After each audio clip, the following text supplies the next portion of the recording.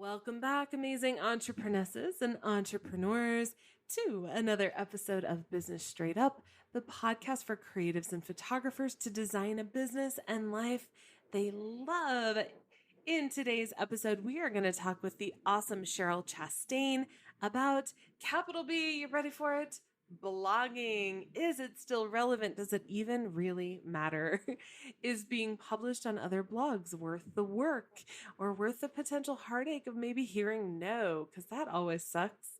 Is guest posting worth pursuing? And how the heck can I come up with ideas on what to write about? I know it's so hard to think about what to write about sometimes. It is a ton of information in today's episode. Cheryl has some words of wisdom for all of it. So before we dive in, let's look at the review of the week from the amazing Samantha Jessup. She says, Brooke is so knowledgeable about business and she makes learning about it more fun with her upbeat tone and sarcasm. I can't wait to see what advice she has and who else she brings to the show. Thank you so much, Samantha. I really appreciate your kind words. It's kind of funny sometimes to hear what other people say because I don't even think about my sarcasm, but I know that it's apparent to others, but no shame, right? Samantha, please send me your address so that we can get something in the mail over to you. Thank you so much for the review. If you love this episode or other episodes, can you do me a favor? Go over to iTunes and leave a review. I know it's a few minutes out of your day, but it's a few minutes that makes my day. And then you can make note of my sarcasm too. Plus, if your review is read on an episode, you'll get a super fun prize.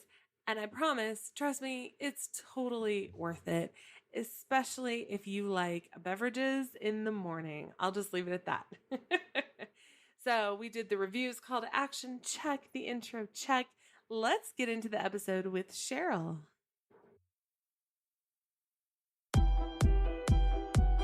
Hey there, awesome people. I am Brooke Summer, and you are listening to Business Straight Up, the podcast for creative entrepreneurs to learn, connect, grow, and build the business and life that they dream of. Welcome, let's get going and dive right in.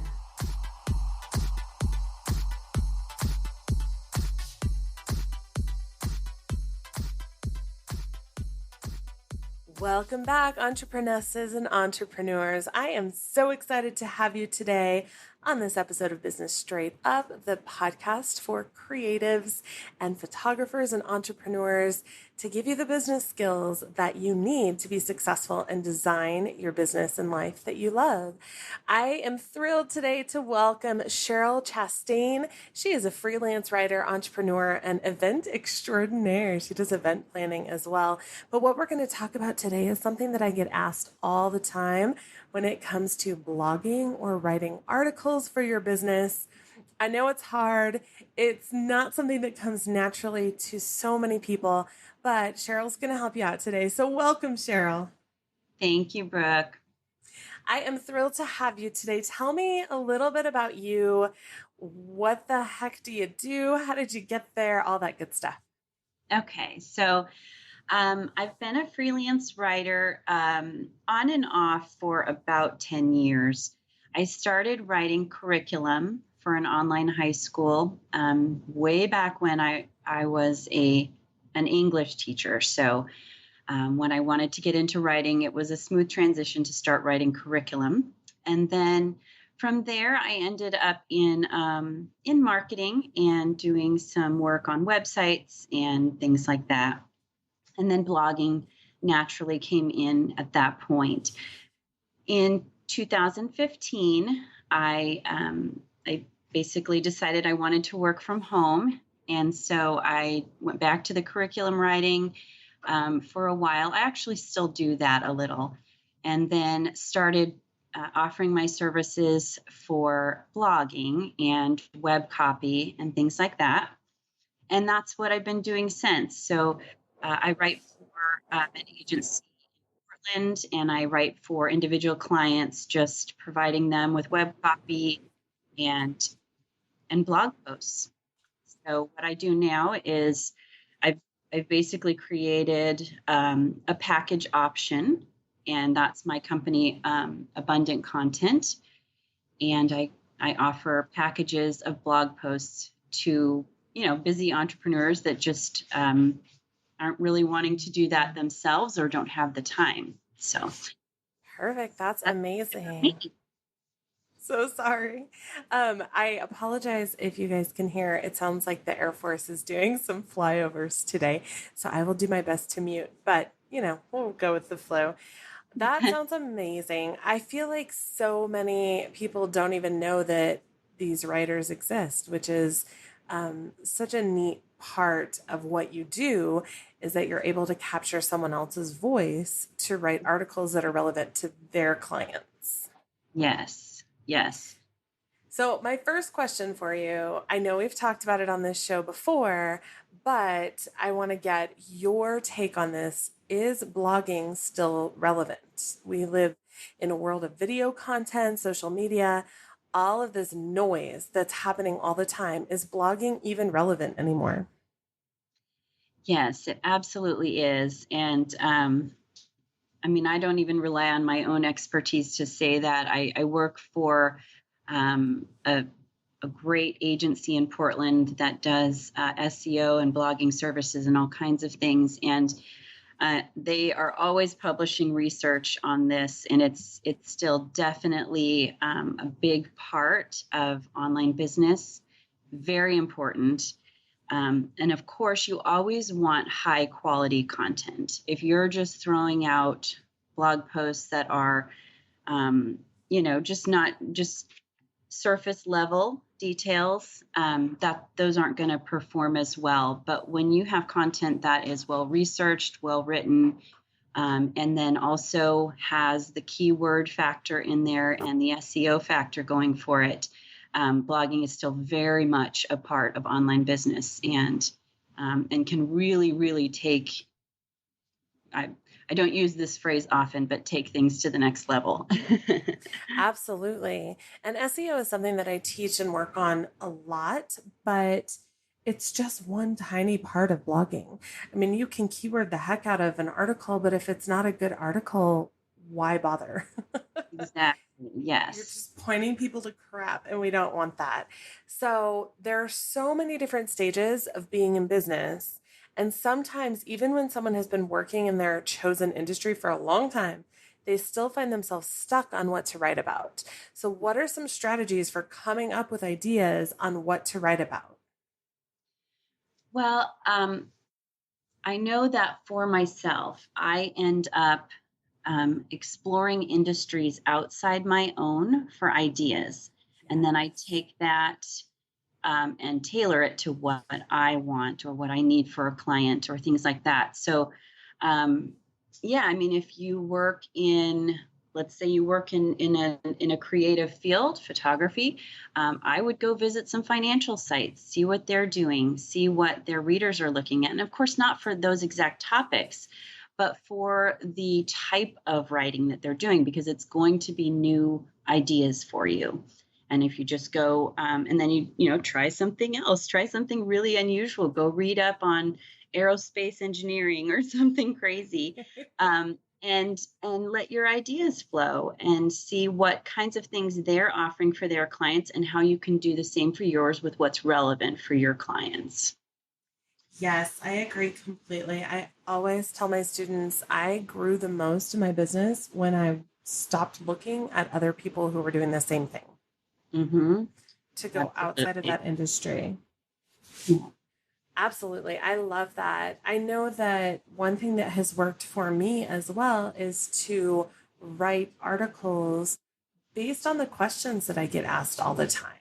What Mm-hmm. have you seen as far as success in that strategy as well? That's another great strategy to use when you are interacting with your own audience in any way. Always be asking them what they want to hear, what they need to hear, what is puzzling them. I mean, you are there to help solve their problems. So um, that's definitely another strategy. And you can, I try to help out anybody I'm following by offering ideas too. Um, and and yeah, just asking your audience, what do you guys need to hear more of? What's not as helpful, and polling whenever you can with that. Absolutely. And one thing, a kind of a trap that I think we fall into so often is writing for our industry instead of for our ideal client. Yes. So Yes. we end up writing what other professionals in our industry think we should write instead of asking our clients. Yes. Yeah. And often another trap that goes along with that is using too much industry specific language that is, above people's head. Now, I do believe in having a well researched post, but if you're just throwing around lingo, then it can kind of be a deterrent. So just making sure that you're using, common language as well, and just good writing techniques, using your own voice too. You don't want to sound like a machine. You want to sound like yourself, or a human anyway. Yes, definitely. And part of that too is knowing your ideal client and knowing where they're at.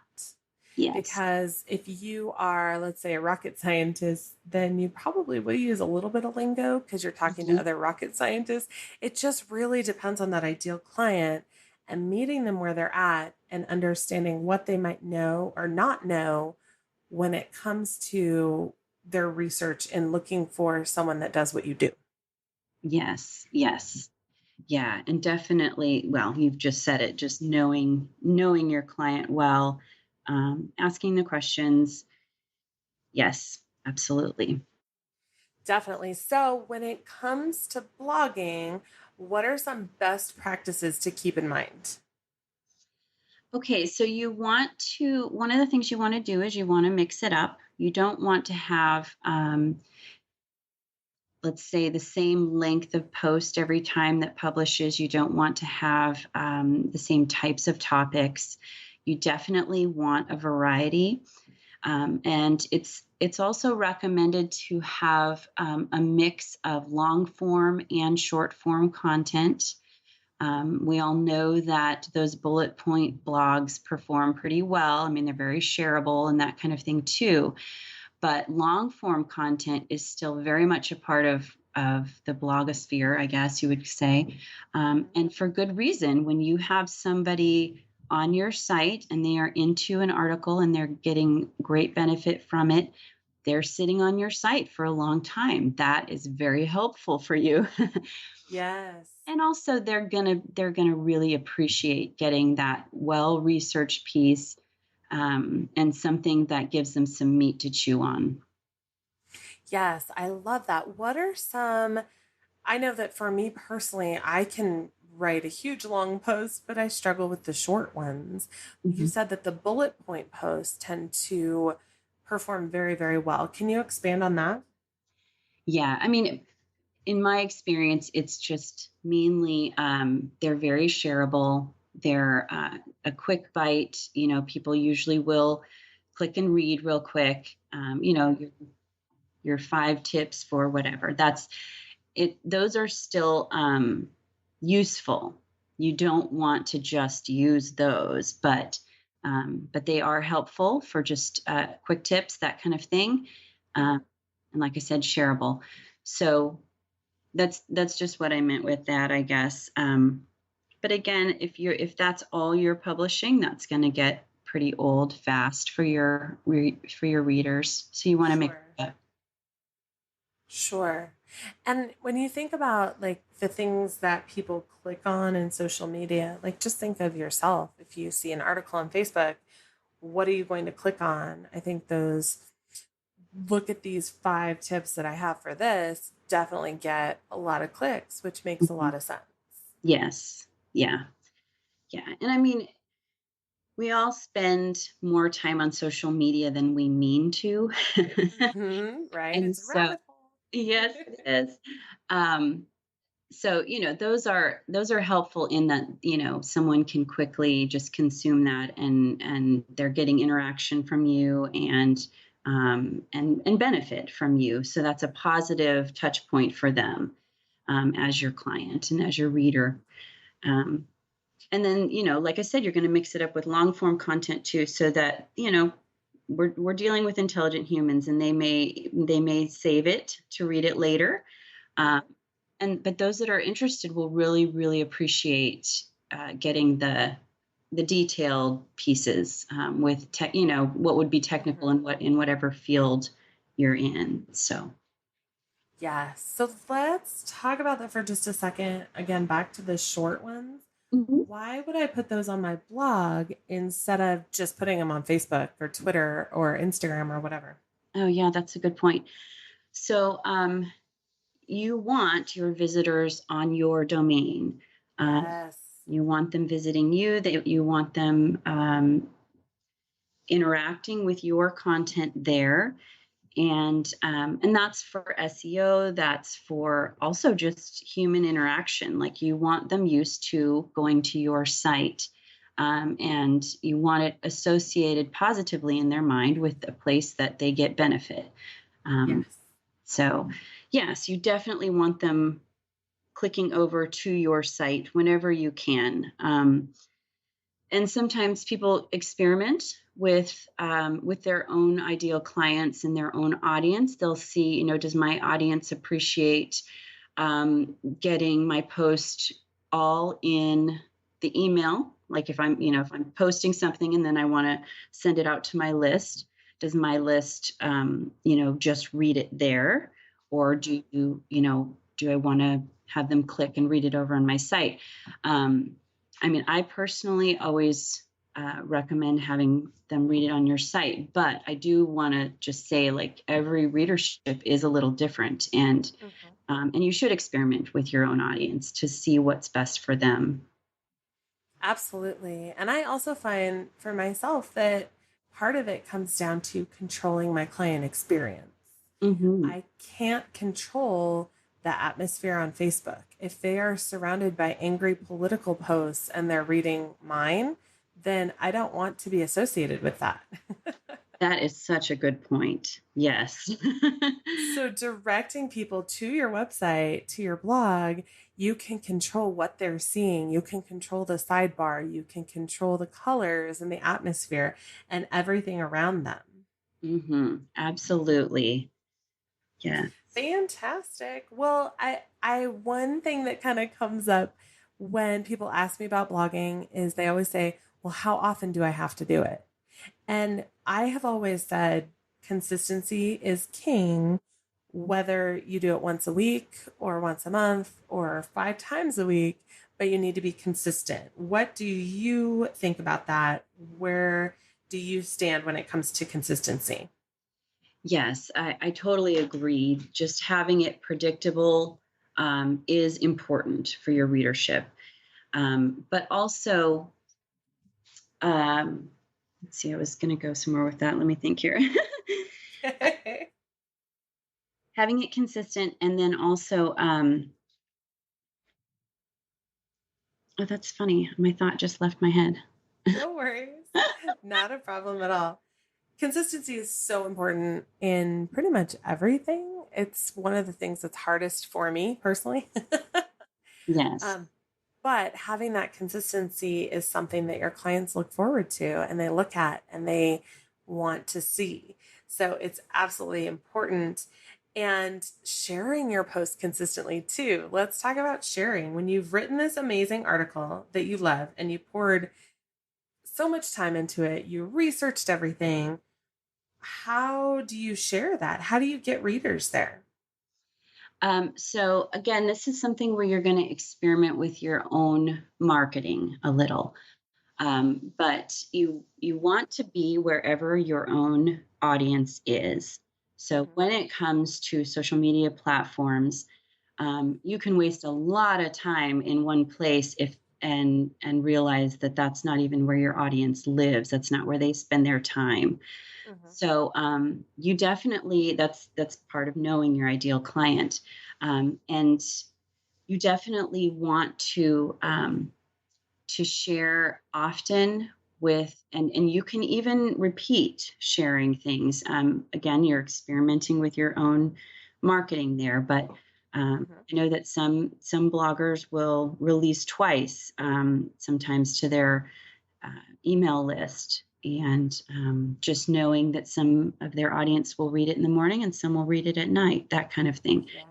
Some people will find that that is too much for their audience, and so they're, you know, stats go down and things like that. And so then you go, whoops, that's, you know, and there's nothing wrong with that. Like, we all learn from failure. We all learn from, you know, making a little mistake here or there. And so, and it's not really even a mistake. It's all feedback really for your marketing.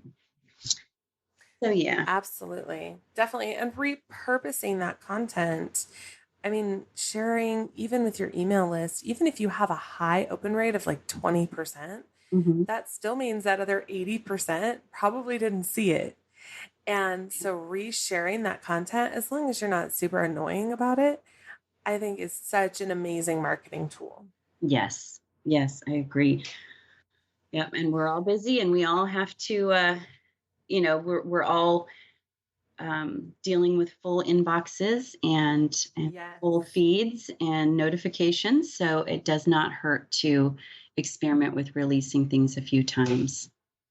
Definitely. I think I just saw an article that said on average 4% of your social media followers will see the content that you share.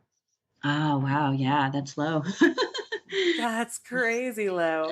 And it really depends, because if you share it at 9:35 in the morning, only a certain number of percentage or only a certain number of people are necessarily on Facebook or Instagram or whatever at that time. Yeah. So there's so many things that go into it, but it's so important to continuously repurpose that content. And instead of doing the same post on social media, you can do a different post and direct people to that same blog post, because again, you're controlling that atmosphere. Yes. Yes. And take your blogs and turn them into videos and put them on YouTube. Take your, you know, just repurpose in different media formats as well. When you do the research for a post, use that again in other areas. I mean, make use of that. The time that you spent, I mean, that was good time, and you can take it and, you know, put it into an email course, put it into other formats, and, you know, basically let yourself, let your time be used the best, and go the furthest that way.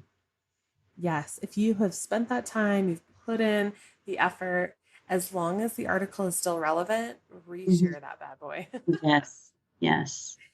So let's talk about guest posting. Is it still relevant? Does it matter? Should we even bother?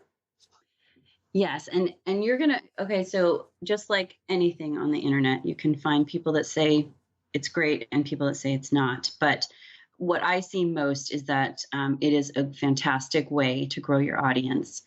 And anytime that you're doing a guest post, either, you know, writing on someone else's site or having someone write on yours, you are opening up your audience to their audience and vice versa. And very quickly you can gather a lot more readers and a lot more potential clients that way. I have a really interesting story about that. I didn't have any idea how effective guest posting can be until about probably 3 years ago. I was working for a client who was a yoga instructor in Australia, and she was actually going through B school at the time and had made use of that that group dynamic in the community involved in B school, and she just put out a call for guest posts, and she just said, okay, Cheryl, I'm gonna put out a call and see what we get, and then if you could just start putting them on the site or whatever. And we got a ton. Yes. And then it was just amazing how quickly I would put these things up, and then they would be shared out by the person who wrote the post, and just incredible traction would happen from that, and then her own audience really appreciated hearing from other industry experts as well. It just totally opened up what she could provide to her audience using these other experts. So it was just a phenomenal experience and very eye-opening for me. Just in a quick, like 2 or 3 week window, it was just like, whoa, this is great. Absolutely. How can someone find relevant publications or other professionals to work with when it comes to guest posting? Well, one of the best ways, I mean, I don't always recommend for people to be on Facebook often, but one of the best Right? ways is Facebook groups. Like I live in those Facebook groups. I love that Hmm. networking and community and things like that. And you can very quickly find, industry experts that are in your field or just outside of it, something that your readers will still want to know about, even if it's not in the same exact thing that you do.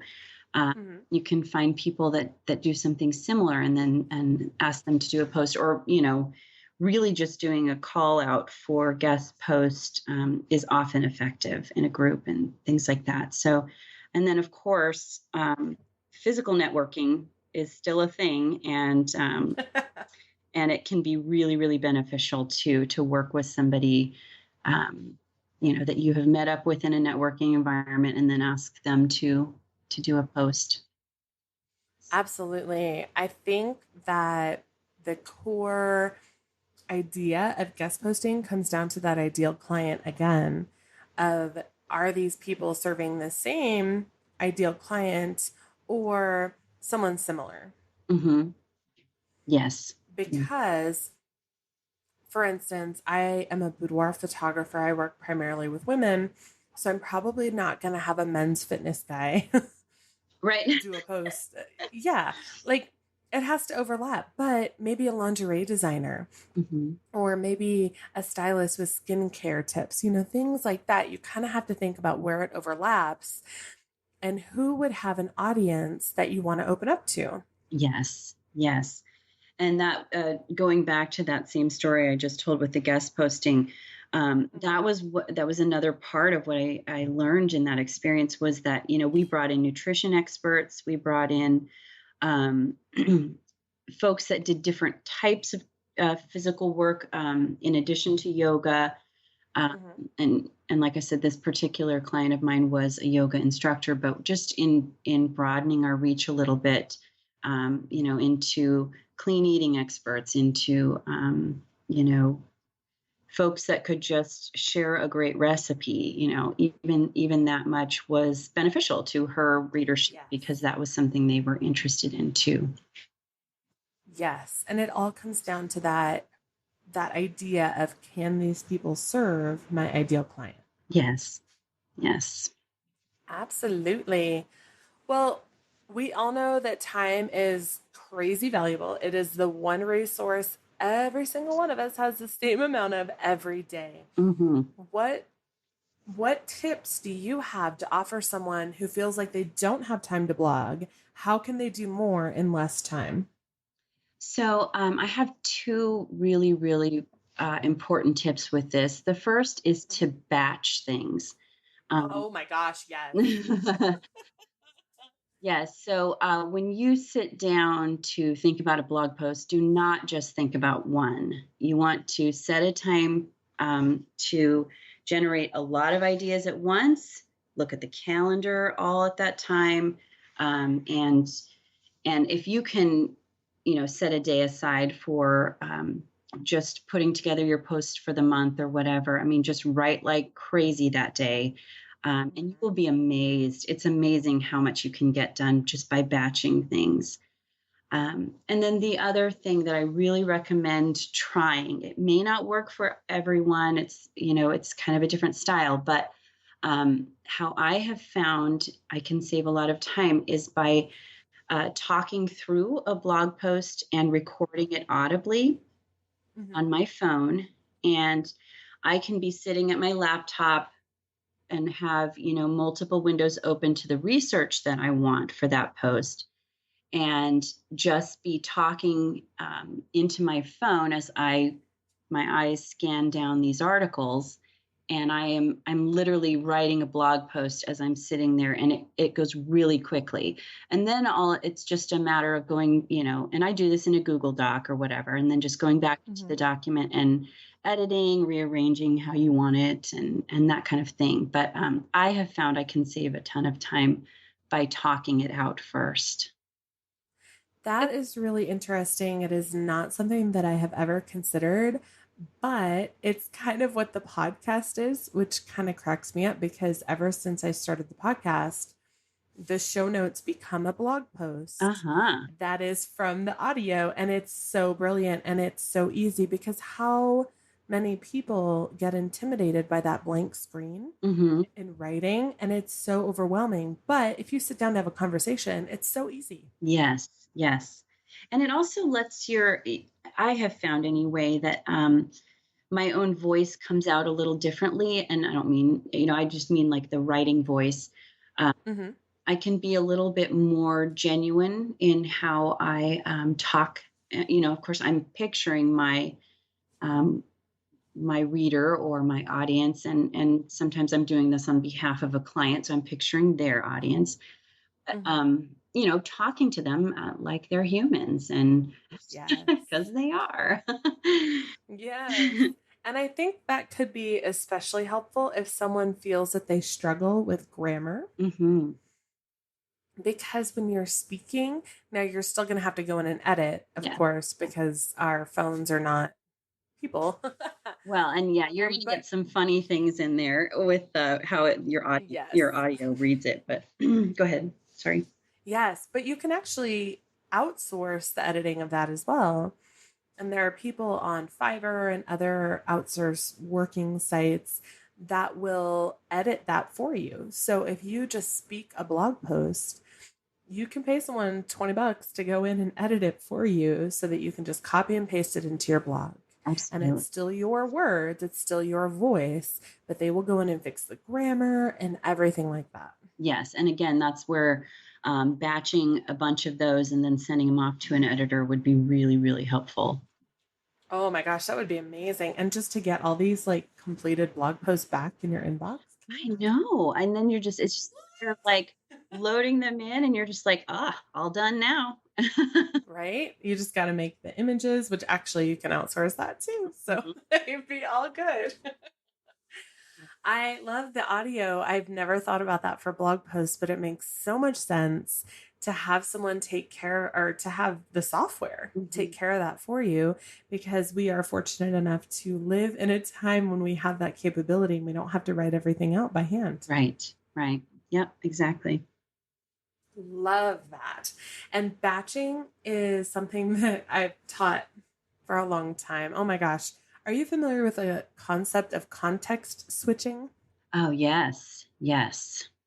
How much brain power it takes to go back and forth between things. Hmm. Holy moly. If you can just sit down and knock out several blog posts, I've told several of my students, even if you do once a month, just do them all in one day. Yep, Just do 12 posts in one day, and then you have a blog post a month consistently, and you're set. yep, exactly. And you save so much time by doing that. Yes. And you make it easier too. It's so much easier to write these posts when you're already in the zone. Hmm. Yep. So, Cheryl, I'm curious what you have to say about this. Plagiarism is such an ugly word and an ugly practice, and it's not only unethical, but it's also illegal. How can someone make sure that they are being responsible when it comes to using words and ideas of other writers or professionals? You just need to have the respect that you would have for yourself, for other writers and other business people out there. Um, you are always welcome to use ideas from other people, but where plagiarism comes in is when you use their exact words, their exact turn of phrase, their exact way of saying it. That's theirs. Mm-hmm. Now, the idea is out there, and we all swap ideas all the time. Mm-hmm. Uh, so plagiarism is just the exact wording. And really, when it comes down to it, I mean, you don't even want to stack even 4 or 5 of the same words that they used in the exact order. I mean, you really want to respect it. So, you're summarizing, and this is something I do, like when I'm doing an audio recording of a post, like I explained before. I will be just looking at an article that has some of the research that I want to include in my post, Mhm. and I just start by summarizing in my own words the idea that they're presenting, and then that way I can avoid using any of theirs. It is tempting to use someone else's words, especially if they are a good writer, especially if they say it in a way that you admire. But that's where you just can't cross that line.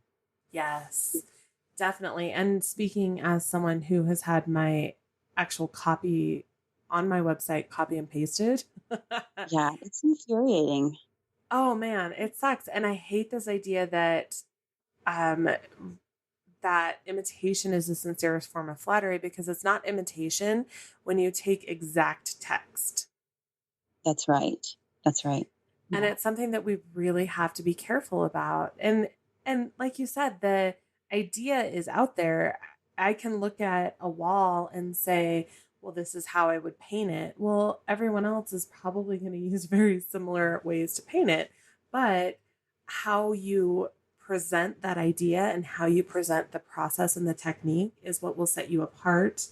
And it'll also speak to your ideal clients. You don't want to copy someone else. Yeah, that's right. That's right. And just having it worded how you would say it is better anyway, because Yes. you want them to get used to the voice that you use for your content. And that doesn't mean other people can't do that for you. Like if you hired a freelance writer, I mean, one of the things writers do, we do it all the time, is we will look at a client's website and see the kind of content that's there. We'll ask, good questions of the owner and the business person about their audience. And then we can work to, make sure that we're using a voice that you would use, and the type of whatever level of formality is used in your business, and the appropriate words and things like that. So it's not to say somebody else couldn't do the writing for you on your blog, and but the voice is something that you want to be consistent. Absolutely. And it needs to sound like you, because Yes. in the end, if you do a video or some other form of communication where your voice is actually present and it sounds nothing like your website, it's going to Hmm. create a disconnect. Exactly. Yes. Yeah. Absolutely. So you kind of alluded to this in the last question, but let's talk about ghostwriting. Can you explain to me what that is and what it means? Yeah. So a lot of writers do this.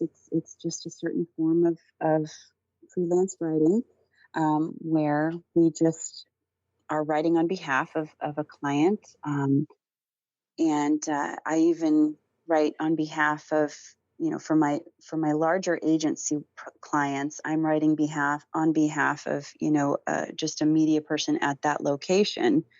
But I'm matching the voice of the content that's there. Mhm. And so yeah, I mean that's really all it is. You're just writing on behalf of someone else. You're taking, sometimes you're using the content they provide, and sometimes you're doing the research yourself. But yeah, it's just writing on behalf of someone else, and using their voice, and talking to their audience in the way that they would. I love that. Personally, I have never used a ghostwriter because I enjoy Hmm. writing, but so many of my Hmm. Hmm. students are freaking out about it and they don't know that that's even an option. Ghostwriting is an option. You can actually hire someone to write the blog post for you and they will write it in what they see as your voice. Yes. But A, there's a cost because, of course, these are amazing professionals and we want to pay them appropriately. And B, you have to have some sort of content or voice for them to go from, for them to Hmm. pull from. Yes. Yeah. Yeah. Something. just a bare minimum at least. And if if someone's very early on in their business and they just have their, the website up and there's not an extensive amount of content to review, Hmm. then the writer can just have a conversation with you and start talking about the kinds of things you would want there. And they're going to ask you questions about your clients and your own customers and audience to get a feel for it so that they can do that Yes. ghostwriting. Definitely. And I know several professionals that have these ghostwriters that do their blog posts for them, that do their website copy for them. There's copywriters, and they Hmm. do an amazing job. So it's just a matter of finding the right person if that's an avenue that someone wants to explore. Yeah. And you have some options. Like some people will hire a freelance writer to work for them monthly. Hmm. And then there's services like mine that are package services. Mine's a little unique, but yeah, on my site, abundantcontent.net, people can come and just order a package of blog posts, and it comes with shareable graphics and a lead magnet. Oh, nice. And so you can basically have your quarterly, or depending on how often you want to publish, it could be quarterly or let's say your annual content or whatever, Hmm. um, taken care of at one shot. So I usually call my clients and I have a conversation just to make sure that I have everything clear on what their specifications are. And then I just create that package. And so for them, it comes back to them as just posts that they just can schedule on their site, schedule into their email marketing. The graphics are all done for social media and for the blog itself. And then they have the people that use my service quarterly will switch up their lead magnet each time. And so you can have a fresh lead magnet to be growing your list as well. Yes. So for the people that listen to the first half of this podcast and they just go, I'm terrified, I don't want to do this at all, there are other options. There are Yes. definitely other options. And let's talk about, we haven't really on the podcast yet gone into a lead magnet. So when you say that it includes a lead magnet, let's talk about why that's significant. Yeah. So a lead magnet is a piece of content that, and a lot of times they're PDFs or something that is bigger than perhaps just a blog post in terms of Mhm. what you can put into it. And then they're just going to be something that's beneficial, something that your ideal client would find useful, would find helpful in what they do. So you're providing that useful piece of information. And it's usually a little more, like I said, a little more in depth than just, what you could get in a post.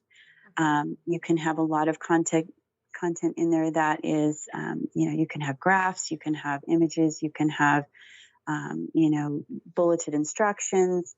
And it's just information that they need. I mean, it's different for every type of business. Um, but it's just something that you would want your customers to have as associated with you. It's something you provide for them, and then they will find that. Let's say they click on something on Pinterest, they see your lead magnet pop up on your website. I'm sorry, this would be associated with your email marketing, so they're going to sign up for that content and exchange their email address for it, and then you have an opportunity to talk to them more over time then as they become part of your list and your audience. Absolutely. And email marketing is something that I teach and walk my students through. And that lead magnet is huge. And if it's Mhm. something that is intimidating to you, Cheryl actually has that included in her package, which I've never heard of that before. So that is extremely unique and something that is super cool because you can just have it done for you, which Yeah. sounds magical. I love it. Well, Cheryl, where can people find more about you? Where can they connect with you? um, my website is abundantcontent.net. And then I've got, I'm a writer, so on a lot of places. But yeah, you can go there and you can find all my social media links. You can find my portfolio links and where I've been writing on other sites and for other publications. So that's the place to start. It's abundantcontent.net. Fantastic. I love the tips that you shared today. Thank you so much. I know that blogging can be really overwhelming and scary for a lot of people. So I love that we can kind of break it down and make it seem not as overwhelming as it sometimes is. Yes. Well, I really appreciate the opportunity to just visit with you and to talk about this. It's one of my favorite subjects, so it's fun. It's so much fun. Thank you so much. And listeners, if you guys have any questions about this, blogging, content, any of that, please join the Facebook group. You can get more information at www.businessstraightedup.com/community. And it's just a group of professionals that ask questions. We give each other encouragement, answer questions, and I go through a whole bunch of stuff, website, copy, all this good stuff. And Cheryl has offered some amazing tips, and we'll definitely be talking about it in the community as well. If you loved this episode, I would love to hear about it. We are constantly trying to come up with amazing content. My list is like a mile long of all of the content that I want to share. And if you love this episode, please go to iTunes and leave a review. I know it takes a couple of minutes, but it is so valuable to us. It just makes my day, and I love to hear what you think. Thank you so much, Cheryl, for being here. And thank you to all the listeners. I can't wait to hear what you're going to take away. And I want to see the blog posts that you publish with these ideas. Thanks so much and have a wonderful day.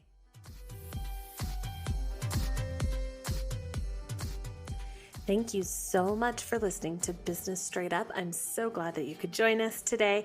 Check out the show notes for this and all of the episodes at businessstraightuppodcast.com. And I can't wait to talk with you again. Have a great day.